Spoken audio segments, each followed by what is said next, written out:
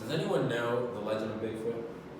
I'm sure it's safe to say everyone in attendance has heard the name before. Have you ever thought about the money involved with Bigfoot? Well, in my presentation today, we'll be talking about Bigfoot and what it is, Bigfoot's business, and Bigfoot hunts. First, we'll start with Bigfoot and what it is. Bigfoot, or also known as Sasquatch or the Yeti, belongs to a group of creatures who have haunted the minds of many people since the 15th century and possibly earlier. These creatures have been described as hairy, nude, and extremely strong that live in the darkest corners of mankind.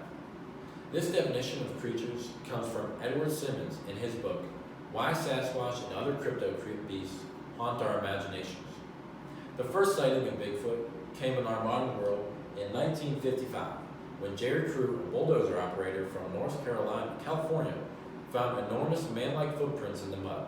This story was published by the local Hobel Times, which contained the first record use of the name Bigfoot. This story caused a surge of sightings in the world, like China, Australia, British Columbia, and almost every state in the United States except Hawaii. Although the story of Jerry Crew's findings turned out to be false when his co-workers' children told him that it was their father who had planted the footprints to scare Jerry on the job, Bigfoot believers have not turned from believing in the legend of Bigfoot itself. So why is he so relevant and popular in today's society? It's a mix of fear, curiosity, and excitement, among other things.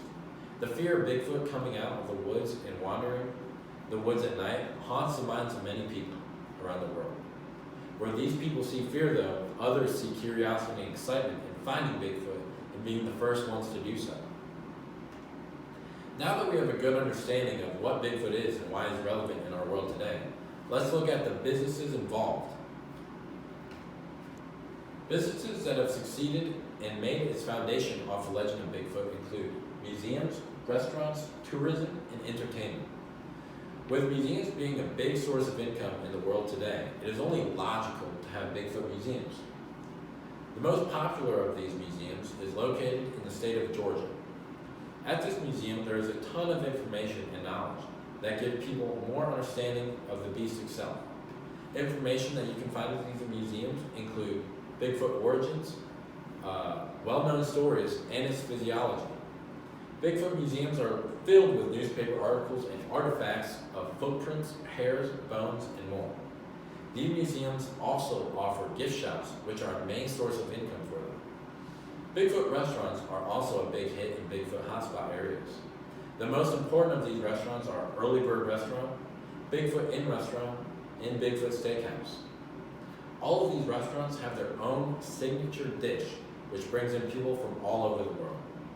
With the different forms of restaurants, museums, and gift shops, this makes tourism go up in these areas, which allow businesses around them, like hotels, gas stations, and other restaurants, to gain more money and business. Bigfoot also gives a lot in the entertainment side of business. Of these include movies, video games, costumes, and books. Movies and TV shows have made big impacts in the world today. The best-selling game Bigfoot, where you go into the woods with 1 to 3 friends as you hunt to capture Bigfoot, is a bestseller. Costumes of Bigfoot are also a big hit during the Halloween season.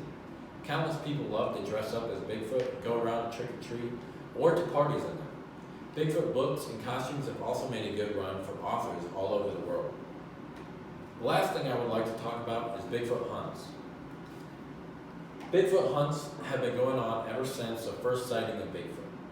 It doesn't matter if these hunts are real or fake, people come from all over to go on a hunt with a guide. One of the most well-known Bigfoot hunters is Tom Muscardi. Tom Muscardi works with Searching for Bigfoot Incorporated to find Bigfoot. Tom takes people out to show them where Bigfoot might be or to possibly find him.